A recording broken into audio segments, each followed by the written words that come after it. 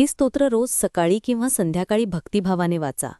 शक्य असल्यास विठोबाच्या मूर्ती किंवा फोटोसमोर दिवा लावून म्हणावे. श्री विठ्ठल स्तोत्रम. विठ्ठलाय नमो नमः. पांडुरंगाय नमो नमः. भक्तप्रेमप्रदाय नमः. भक्तरक्षणपराय नमः. तुकाराम प्रियाय नमः. नामदेव संगाय नमः. संत सुखदाय नमः. सद्भक्तवांचितदाय नमः. रखुमादेवी वल्लभाय नमः. हरिपाठ प्रियाय नमः. भीमातीरी निवासिने करुणामृतसागराय नमः.